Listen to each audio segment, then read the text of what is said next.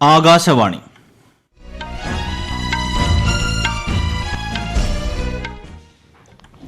നമസ്കാരം. വാർത്തകൾ വായിക്കുന്നത് സുരേഷ്.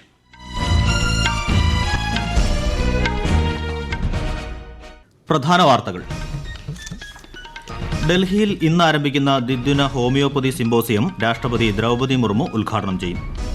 ലോക്സഭാ തെരഞ്ഞെടുപ്പിന്റെ മൂന്നാം ഘട്ട വോട്ടെടുപ്പ് വിജ്ഞാപനം വെള്ളിയാഴ്ച. ആദ്യഘട്ട പോളിംഗ് ഈ മാസം 19-ന്. 102 മണ്ഡലങ്ങളിൽ നിന്നായി 1625 പേർ മത്സരരംഗത്ത്. പ്രചാരണം ഊർജിതം. വ്രതശുദ്ധിയുടെയും ആത്മസമർപ്പണത്തിന്റെയും നിറവിൽ വിശ്വാസികൾ ഇന്ന് റംസാൻ ആഘോഷിക്കുന്നു. IPL ക്രിക്കറ്റിൽ പഞ്ചാബ് കിങ്സിനെതിരെ സൺറൈസേഴ്സ് ഹൈദരാബാദിന് വിജയം. ISL ഫുട്ബോളിൽ ചെന്നൈയിൻ FC നോർത്ത് ഈസ്റ്റ് യുണൈറ്റഡിനെ പരാജയപ്പെടുത്തി. വാർത്തകൾ വിശദമായി. ഇന്ന് അന്താരാഷ്ട്ര ഹോമിയോപ്പതി ദിനം. ഹോമിയോപ്പതി ഉപജ്ഞാതാവായ ഡോക്ടർ സാമുവൽ ഹനിമാന്റെ ജന്മദിനമാണ് ഇന്ന്. ഡൽഹിയിലെ യശോഭൂമി കൺവെൻഷൻ സെന്ററിൽ ഇന്ന് ആരംഭിക്കുന്ന ദ്വിദിന ഹോമിയോപ്പതി സിമ്പോസിയം രാഷ്ട്രപതി ദ്രൗപദി മുർമു ഉദ്ഘാടനം ചെയ്യും. ലോക ഹോമിയോപ്പതി ദിനത്തിൽ ആയുഷ് മന്ത്രാലയത്തിന്റെ കീഴിലുള്ള central council for research in homoeopathy സംഘടിപ്പിക്കുന്ന സിമ്പോസിയം ഗവേഷണത്തെ ശാക്തീകരിക്കുക, പ്രാവീണ്യം വർദ്ധിപ്പിക്കുക എന്ന വിഷയത്തെ അടിസ്ഥാനമാക്കിയുള്ളതാണ്. ഹോമിയോപ്പതി ഗവേഷണത്തിനുള്ള നൂതന സാങ്കേതിക വിദ്യകൾ പ്രോത്സാഹിപ്പിക്കുക എന്നതാണ് പരിപാടിയുടെ ലക്ഷ്യം. ലോക്സഭാ തെരഞ്ഞെടുപ്പിന്റെ മൂന്നാം ഘട്ട വോട്ടെടുപ്പിനുള്ള വിജ്ഞാപനം വെള്ളിയാഴ്ച പുറപ്പെടുവിക്കും. മധ്യപ്രദേശ്, മഹാരാഷ്ട്ര, ഉത്തർപ്രദേശ് എന്നീ സംസ്ഥാനങ്ങളിലെയും ജമ്മുകാശ്മീർ, ദാദ്ര നഗർ ഹവേലി, ദാമൻ ദിയു ഉൾപ്പെടെയുള്ള കേന്ദ്രഭരണ പ്രദേശങ്ങളിലെയും 94 മണ്ഡലങ്ങളിലേക്കാണ് മൂന്നാം ഘട്ടത്തിൽ വോട്ടെടുപ്പ്. നാമനിർദ്ദേശ പത്രിക സമർപ്പിക്കുന്നതിനുള്ള അവസാന തീയതി ഈ മാസം 19-ആണ്. സൂക്ഷ്മ പരിശോധന 20-ന് നടക്കും. പത്രികകൾ 22 വരെ പിൻവലിക്കാം. മെയ് 7-നാണ് മൂന്നാം ഘട്ട വോട്ടെടുപ്പ്. ഈ മാസം 19-ന് നടക്കാനിരിക്കുന്ന ആദ്യഘട്ട പോളിംഗിൽ 102 മണ്ഡലങ്ങളിൽ നിന്നായി 1625 സ്ഥാനാർത്ഥികൾ മത്സരിക്കുമെന്ന് തെരഞ്ഞെടുപ്പ് കമ്മീഷൻ അറിയിച്ചു. മത്സരാർത്ഥികളിൽ 1491 പേർ പുരുഷന്മാരും 134 പേർ സ്ത്രീകളുമാണ്. 12 സംസ്ഥാനങ്ങളിലെയും ജമ്മുകാശ്മീരിലുമാണ് ഏപ്രിൽ 26-ന് രണ്ടാംഘട്ട വോട്ടെടുപ്പ്. കേരളത്തിൽ 194 സ്ഥാനാർത്ഥികളാണ് മത്സരരംഗത്തുള്ളത്. ഇതിൽ 25 പേർ വനിതകളാണ്. വടകര മണ്ഡലത്തിലാണ് കേരളത്തിൽ ഏറ്റവുമധികം വനിതാ സ്ഥാനാർത്ഥികൾ. രാജ്യത്ത് ലോക്സഭാ തെരഞ്ഞെടുപ്പിനുള്ള പ്രചാരണം സജീവമായി. ഈ മാസം 19-നാണ് ആദ്യഘട്ട വോട്ടെടുപ്പ്. പ്രമുഖ രാഷ്ട്രീയ പാർട്ടികളുടെ ഉന്നത നേതാക്കൾ രാജ്യത്തിന്റെ വിവിധ ഭാഗങ്ങളിൽ പൊതുറാലികളിലും പ്രചാരണ പരിപാടികളിലും സജീവമാണ്. BJPയുടെ മുതിർന്ന നേതാവും പ്രധാനമന്ത്രിയുമായ നരേന്ദ്രമോദി ഇന്നലെ ചെന്നൈയിൽ റോഡ് ഷോ നടത്തി. BJP സ്ഥാനാർത്ഥികളായ doctor Tamilisai Soundararajan, Paul Kanakaraj, Vinoj എന്നിവർക്കായി അദ്ദേഹം വോട്ട് തേടി. കോയമ്പത്തൂരിനടുത്ത് വെല്ലൂരിലും മേട്ടുപ്പാളയത്തും പ്രധാനമന്ത്രി ഇന്ന് പൊതുയോഗങ്ങളെ അഭിസംബോധന ചെയ്യും. DMK നേതാവും മുഖ്യമന്ത്രിയുമായ MK സ്റ്റാലിൻ മധുരയിൽ പ്രചാരണം നടത്തി. തമിഴ്നാട്ടിലെ 39 സീറ്റുകളിലേക്കുള്ള വോട്ടെടുപ്പ് ഈ മാസം 19-ന് നടക്കും. പ്രധാനമന്ത്രി നരേന്ദ്രമോദി ഇന്ന് മഹാരാഷ്ട്രയിൽ തെരഞ്ഞെടുപ്പ് പ്രചാരണത്തിനെത്തും. നാഗ്പൂർ ജില്ലയിലെ കൻഹാനിൽ വൈകുന്നേരം പൊതുയോഗത്തിൽ പ്രധാനമന്ത്രി പങ്കെടുക്കും. ശിവസേന ഷിൻഡെ വിഭാഗം സ്ഥാനാർത്ഥി രാജു പർവെ രാംടേക്ക് മണ്ഡലത്തിൽ നിന്നും മുതിർന്ന BJP നേതാവും കേന്ദ്രമന്ത്രിയുമായ നിതിൻ ഗഡ്കരി നാഗ്പൂർ മണ്ഡലത്തിൽ നിന്നും മത്സരിക്കുന്നു. നിതിൻ ഗഡ്കരിക്കെതിരെ കോൺഗ്രസ് പ്രസിഡന്റും പശ്ചിമ നാഗ്പൂർ MLAയുമായ വികാസ് താക്കറെ മത്സരിക്കുന്നു. ശ്യാം പർവെയാണ് രാംടേക്ക് മണ്ഡലത്തിലെ കോൺഗ്രസ് സ്ഥാനാർത്ഥി. ബഹുജൻ സമാജ്വാദി പാർട്ടി അധ്യക്ഷ മായാവതി നാളെ നാഗ്പൂരിലെ ഇൻഡോറയിൽ പൊതുയോഗത്തെ അഭിസംബോധന ചെയ്യും. ലോക്സഭാ തെരഞ്ഞെടുപ്പിൽ വോട്ടുറപ്പാക്കാൻ അസമിൽ 40 ലക്ഷം സ്ത്രീകൾ ഇന്ന് പ്രതിജ്ഞയെടുക്കും. സംസ്ഥാനത്തുടനീളം സ്ത്രീകൾ പങ്കെടുക്കും. അസമിൽ അനധികൃത വസ്തുക്കളുടെ നീക്കം തടയാൻ പ്രത്യേക സംഘത്തെ വിന്യസിച്ചിട്ടുണ്ട്. ഇതുവരെ 127 കോടി രൂപയുടെ പണവും മദ്യവും പിടിച്ചെടുത്തു. ആന്ധ്രാപ്രദേശിലെ ലോക്സഭാ, നിയമസഭാ തെരഞ്ഞെടുപ്പിനുള്ള സ്ഥാനാർത്ഥികളുടെ പട്ടിക പുറത്തുവിട്ട് കോൺഗ്രസ്. നിയമസഭയിലേക്കുള്ള 12 സ്ഥാനാർത്ഥികളുടെയും ലോക്സഭയിലേക്കുള്ള 6 സ്ഥാനാർത്ഥികളുടെയും വിവരങ്ങളാണ് പുറത്തുവിട്ടത്. വിശാഖപട്ടണത്ത് നിന്ന് പുലുസു സത്യനാരായണ റെഡ്ഡിയും തിരുപ്പതി ലോക്സഭാ മണ്ഡലത്തിൽ നിന്ന് ഡോക്ടർ ചിന്താമോഹനും മത്സരിക്കും. ബെൽജിയൻ വിദേശകാര്യ മന്ത്രാലയ സെക്രട്ടറി ജനറൽ തിയോഡോറ ജെൻജിസുമായി വിദേശകാര്യമന്ത്രി S. ജയശങ്കർ ന്യൂഡൽഹിയിൽ കൂടിക്കാഴ്ച നടത്തി.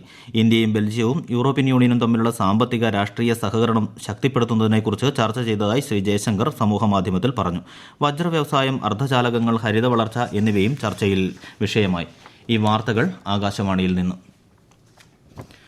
മോണ്ടി കാർലോ മാസ്റ്റേഴ്സ് ടെന്നീസിൽ ലോക 1-ാം നമ്പർ താരം ഇന്ത്യയുടെ രോഹൻ ബൊപ്പണ്ണയും ഓസ്ട്രേലിയൻ കൂട്ടാളി മാത്യു എബ്ഡനും ഇന്ന് പുരുഷന്മാരുടെ ഡബിൾസ് പ്രീ ക്വാർട്ടറിൽ ക്രൊയേഷ്യ, എൽ സാൽവദോർ സഖ്യത്തെ നേരിടും. വൈകുന്നേരം 5:10-ന് മത്സരം ആരംഭിക്കും. പുരുഷ സിംഗിൾസിൽ മറ്റൊരു ഇന്ത്യൻ താരം സുമിത് നാഗൽ ഡെൻമാർക്കിന്റെ ഹോൾഗർ റൂണിനെ 32-ാം റൗണ്ടിൽ നേരിടും.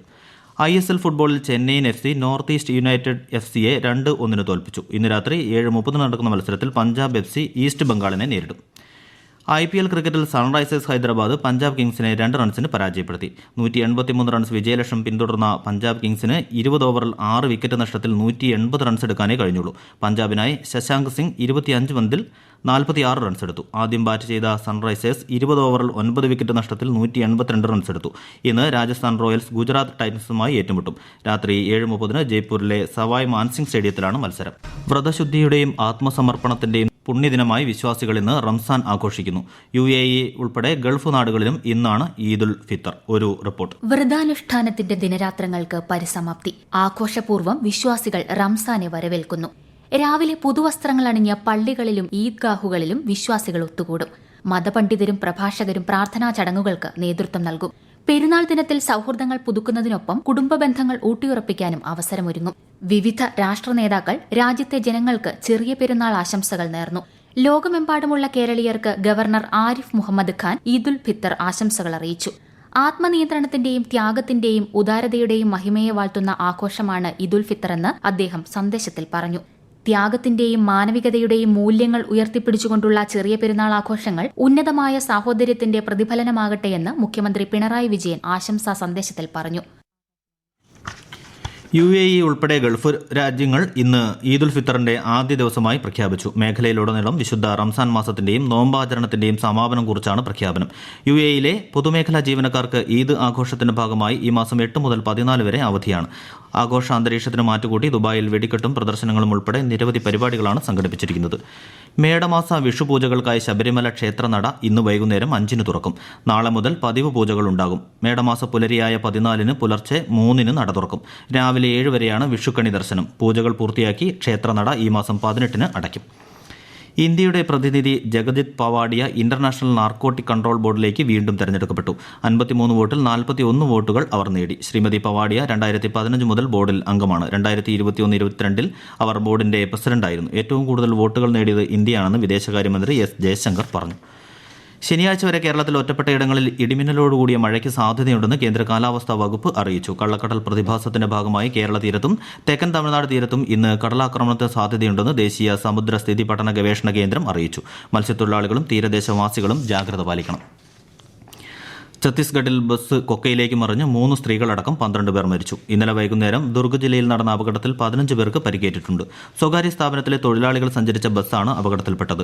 ജോലി കഴിഞ്ഞ് മടങ്ങുമ്പോഴായിരുന്നു അപകടം. രാഷ്ട്രപതി ദ്രൗപദി മുർമു, ഉപരാഷ്ട്രപതി ജഗദീപ് ധൻഖർ, പ്രധാനമന്ത്രി നരേന്ദ്രമോദി ഉൾപ്പെടെയുള്ളവർ സംഭവത്തിൽ ദുഃഖം അറിയിച്ചു. ഇന്ത്യൻ തീരസംരക്ഷണ സേനയുടെ സമുദ്ര മലിനീകരണ നിയന്ത്രണ കപ്പൽ സമുദ്ര പഹാരേദാർ ബ്രൂണയിലെ മോറ തുറമുഖത്തെത്തി. ആസിയാൻ അംഗരാജ്യങ്ങളിലേക്ക് സമുദ്ര പഹാരേദാർ നടത്തുന്ന 3 ദിവസത്തെ പ്രത്യേക സന്ദർശനത്തിന്റെ ഭാഗമായാണിത്. സമുദ്ര മലിനീകരണ നിയന്ത്രണം, രക്ഷാപ്രവർത്തനം എന്നിവ കേന്ദ്രീകരിച്ച് വിവിധ പ്രവർത്തനങ്ങൾ നടത്തും. കൂടാതെ കപ്പലിലുള്ള NCC അംഗങ്ങൾ ബീച്ച് ശുചീകരണത്തിൽ പങ്കെടുക്കും. സമുദ്ര പഹാരേദാർ വിയറ്റ്നാമും ഫിലിപ്പൈൻസും സന്ദർശിച്ച ശേഷമാണ് ബ്രൂണയിൽ എത്തിയത്. ഐക്യരാഷ്ട്രസഭ സുരക്ഷാ സമിതിയിൽ സമ്പൂർണ്ണ അംഗത്വത്തിനായുള്ള പലസ്തീനിയൻ അതോറിറ്റിയുടെ അപേക്ഷ സമിതി പരിഗണിച്ചു. അംഗത്വം സംബന്ധിച്ച അപേക്ഷ സുരക്ഷാ സമിതി പ്രസിഡന്റ് കമ്മിറ്റിക്ക് കൈമാറി. ഇതിന്റെ ഭാഗമായി ചർച്ചകൾ നടത്താനും തീരുമാനമായിട്ടുണ്ട്. മുൻ റവന്യൂ സെക്രട്ടറിയും ധനമന്ത്രാലയത്തിന്റെ മുൻ സെക്രട്ടറിയുമായ തരുൺ ബജാജിനെ US ഇന്ത്യ ടാക്സ് ഫോറത്തിന്റെ ചെയർമാനായി പ്രഖ്യാപിച്ചു. സാമ്പത്തിക നികുതി കാര്യങ്ങളിൽ തരുൺ ബജാജിന് ധാരാളം അനുഭവ സമ്പത്തുണ്ടെന്ന് US India strategic and partnership forum പ്രസ്താവനയിൽ പറഞ്ഞു. നേപ്പാളിൽ രാഷ്ട്രീയ പ്രജാതന്ത്ര പാർട്ടി കാഠ്മണ്ഡുവിൽ നടത്തിയ പ്രകടനത്തിൽ സംഘർഷം. റാലി നിരോധിത മേഖലയിലേക്ക് കടക്കാൻ ശ്രമിച്ചതിനെ തുടർന്ന് പ്രതിഷേധക്കാരും സുരക്ഷാ ഉദ്യോഗസ്ഥരും തമ്മിൽ ഏറ്റുമുട്ടുകയായിരുന്നു. പ്രകടനത്തെ നിയന്ത്രിക്കാൻ പോലീസ് ജലപീരങ്കിയും കണ്ണീർവാതക ഷെല്ലുകളും പ്രയോഗിച്ചു. റെയിൽവേ മെഡിക്കൽ ഓഫീസർമാരുടെ അഖിലേന്ത്യാ സമ്മേളനം മുംബൈയിൽ ചേർന്നു. സെൻട്രൽ റെയിൽവേയുടെ ബൈക്കുളയിലെ ഡോക്ടർ അംബേദ്കർ മെമ്മോറിയൽ ആശുപത്രിയിലായിരുന്നു 2 ദിവസത്തെ സമ്മേളനം. പ്രധാന വാർത്തകൾ വീണ്ടും. ഡൽഹിയിൽ ഇന്ന് ആരംഭിക്കുന്ന ദ്വിദിന ഹോമിയോപ്പതി സിമ്പോസിയം രാഷ്ട്രപതി ദ്രൗപദി മുർമു ഉദ്ഘാടനം ചെയ്യും.